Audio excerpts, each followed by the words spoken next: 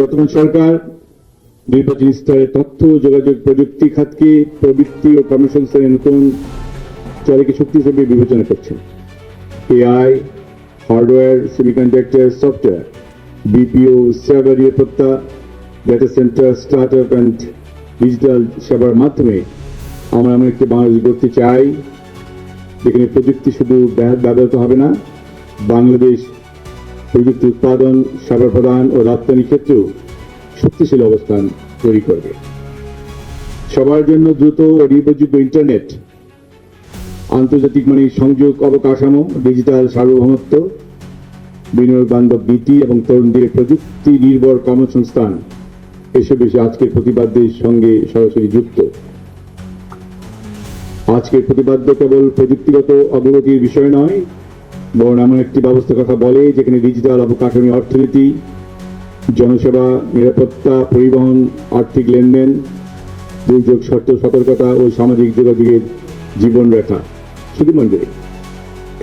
আজকে পৃথিবীতে ডিজিটাল সংযোগ শুধু যোগাযোগের সুবিধা নয়, এটা একটি অর্থনীতি, কর্মসংস্থান, শিক্ষা, স্বাস্থ্যসেবা, আর্থিক লেনদেন, দুর্যোগ ব্যবস্থাপনা, সরকারি সেবা এবং নাগরিক জীবনের ভিত্তি। ITU এর সর্বশেষ বৈশ্বিক হিসাব অনুযায়ী 2025 সালে প্রায় 6 বিলিয়ন মানুষ অনলাইনে এসছে, তবে এখনো 2.2 বিলিয়ন মানুষ অফলাইনে রয়েছে। অর্থাৎ সংযোগ বিস্তৃত হলেও সাশ্রয়, দক্ষতা, গুণগত মান ও অন্তর্ভুক্তির প্রশ্ন এখনো গুরুত্বপূর্ণ। সুধীবৃন্দ, আমাদের সরকারের নির্বাচনী অঙ্গীকারের তথ্য যোগাযোগ প্রযুক্তি খাতকে দেশের অর্থনৈতিক প্রবৃত্তি ও কর্মসংস্থানের নতুন চালিকা শক্তি হিসেবে বিবেচনা করা হয়েছে। ইস্তেহারে এআই, হার্ডওয়্যার হাব বলে তোলা, 10 লক্ষ নতুন কর্মসংস্থান সৃষ্টি, সবার জন্য দ্রুত নির্ভরযোগ্য ইন্টারনেট, সফটওয়্যার অ্যাপ, হার্ডওয়্যার, শিল্পের বিকাশ, জাতীয় সাইবার নিরাপত্তা, এআই চালিত ডেটা সেন্টার, ডিজিটাল সার্বভৌমত্ব, স্টার্টআপ উদ্ভাবন তহবিল এবং প্রযুক্তিভিত্তিক ক্যাশলাইট অর্থনীতি গঠনের অঙ্গীকার করা হয়েছে। আমরা চাই বাংলাদেশ শুধু প্রযুক্তি ব্যবহারকারী দেশ হিসেবে নয়, বরং প্রযুক্তি উৎপাদনকারী, রপ্তানিকারক এবং উদ্ভাবনী সমাধানদাতা দেশ হিসেবে প্রতিষ্ঠিত হোক। Made in Bangladesh, assemble in Bangladesh, service in Bangladesh এই ধারণা কেবল স্লোগান নয়, এটি আমাদের উৎপাদন সক্ষমতা, স্থানীয় উদ্ভাবন ও বৈশ্বিক প্রতিযোগিতায় প্রবেশের রূপরেখা। আইসিটি খাতে দেশীয় বৈদেশিক বিনিয়োগ, startup ecosystem, venture capital, cyber নিরাপত্তা দক্ষতা, বিপিও, এআই, ডেটা ও সেমিকন্ডাক্টর সমক্ষমতা ভবিষ্যৎ অর্থনীতির গুরুত্বপূর্ণ ভিত্তি হবে। লেডিজ এন্ড জেন্টলম্যান, বাংলাদেশ ইতিমধ্যে ডিজিটাল সংযোগে গুরুত্বপূর্ণ অগ্রগতি অর্জন করেছে। বর্তমানে দেশে মোবাইল ফোন সংযোগ দাঁড়িয়েছে 18,84,00,000 এবং ইন্টারনেট গ্রাহক 13,36,00,000। 4G নেটওয়ার্ক দেশের 99% জনগোষ্ঠী কাছে পৌঁছে গেছে। এইসব অর্জন প্রমাণ করে ডিজিটাল অবকাঠামো এবং জাতীয় উন্নয়নের মূল ভিত্তি। তবে এখন প্রয়োজন শুধু সংযোগ বাড়ানো নয়, সংযোগে আরো নিরাপদ, অন্তর্ভুক্তিমূলক, সাশ্রয়ী এবং সহনশীল করা। ভদ্রমহিলা মহোদয়গণ, বাংলাদেশের মতো দুর্যোগ ঝুঁকিপূর্ণ দেশে ডিজিটাল অবকাঠামোর সহনশীলতা জাতীয় নিরাপত্তা ও জনকল্যাণের সঙ্গে সরাসরি সম্পর্কিত। আমাদেরকে টেলিযোগাযোগ ও ডিজিটাল ব্যবস্থা এমনভাবে পরিকল্পনা করতে হবে যাতে কোনো সংকট, দুর্যোগ বা সাইবার ঝুঁকির সময়ও সেবা সম্পূর্ণভাবে ভেঙে না পড়ে। এবছরের প্রতিপাদ্যকে সামনে রেখে আমাদের নীতিগত অগ্রাধিকার এখনো আরো স্পষ্ট। আমাদের লক্ষ্য হবে আমরা একটি জাতীয় ডিজিটাল সহনশীলতা কাঠামো গড়ে তোলা, যেখানে টেলিযোগাযোগ নেটওয়ার্ক, সাবমেরিন ও terrestrial cable, satellite backup, data centre, cloud অবকাঠামো, সাইবার নিরাপত্তা, জরুরি টেলিযোগাযোগ এবং অডিজিটাল বিকল্প ব্যবস্থা সমন্বিতভাবে বিবেচিত হবে। সংযোগ সম্প্রসারণের পাশাপাশি সংযোগের স্থায়িত্ব, নিরাপত্তা, বিকল্প সক্ষমতা এবং দ্রুত পুনরুদ্ধার যোগ্য থেকে নীতি, লাইসেন্সিং, বিনিয়োগ ও পরিকল্পনার অবিচ্ছেদ্য অংশ হিসেবে গ্রহণ করতে হবে। পাশাপাশি গ্রাম, চর, উপকূল, পাহাড়ি অঞ্চল, অত্যন্ত এলাকার জনগণ যেন দ্রুত, নির্ভরযোগ্য, অন্তর্ভুক্তিমূলক ও নিরাপদ ডিজিটাল সেবার সমান সুযোগ পায়, আমাদেরকে সুনির্দিষ্টভাবে তা নিশ্চিত করতে হবে।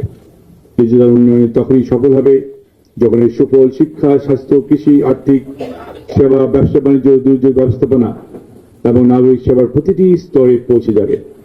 আমাদের আরো গুরুত্ব দিতে হবে সাইবার নিরাপত্তা, নাগরিক তথ্য সুরক্ষা, কৃত্রিম বুদ্ধিমত্তার দায়িত্বশীল ব্যবহার, গবেষণা ও উদ্ভাবন, দক্ষ মানব সম্পদ উন্নয়ন, তরুণ প্রজন্মের প্রযুক্তি নির্ভর কর্মসংস্থানের উপর। ভবিষ্যৎ অর্থনীতি হবে জ্ঞান, ডাটা, আস্থা ও উদ্ভাবনের অর্থনীতি।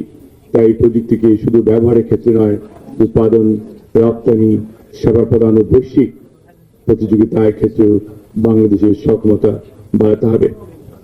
সুধীবৃন্দ, আজকের আলোচনায় নীতি ও আইনগত প্রস্তুতি, টেলিযোগাযোগ অবকাঠামোর সহনশীলতা, আন্তঃখাত সমন্বয়, জরুরি যোগাযোগ, ডিজিটাল সেবা, ডেটা ব্যবস্থাপনা, কৃত্রিম বুদ্ধিমত্তা, সাইবার নিরাপত্তা, গবেষণা, প্রশিক্ষণ এবং জনসচেতনার মধ্যে গুরুত্বপূর্ণ বিষয়গুলি উঠে এসছে।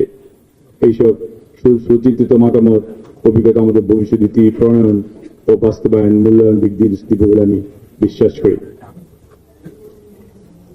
লেডিজ এন্ড জেন্টলম্যান, সুধীবৃন্দ,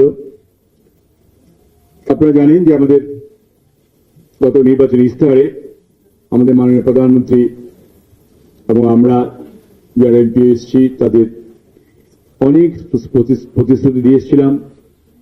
সেই প্রতিশ্রুতি মোতাবেক এই প্রায় 3 মাসের মধ্যে আমাদের মাননীয় প্রধানমন্ত্রী ফ্যামিলি কার্ড, কৃষি কার্ড, খাল খনন, 10,000 টাকা কৃষি লোন সুদ সহ মৌকুব করে দিয়েছেন।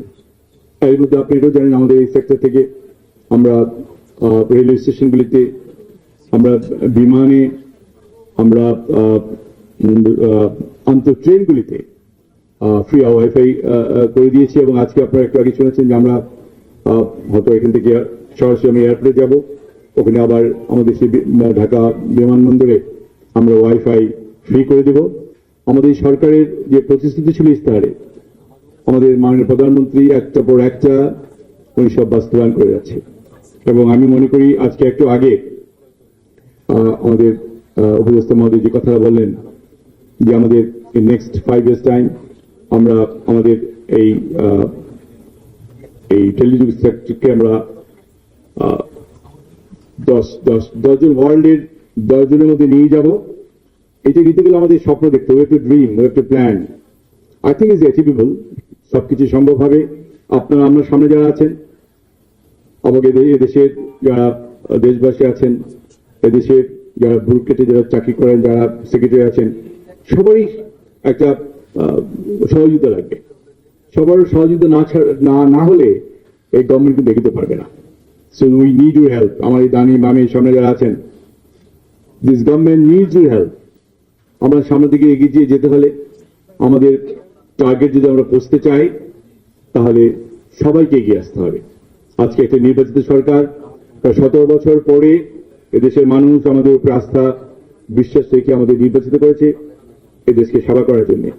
আসুন আজকে আমরা এই যে ইরান যুদ্ধ হয়ে গেল, আজকে যুদ্ধ চলছেই, এর মধ্যে এই আমার মাননীয় প্রধানমন্ত্রী সহজে কিন্তু উনি তেলের দাম বাড়াতে চাননি।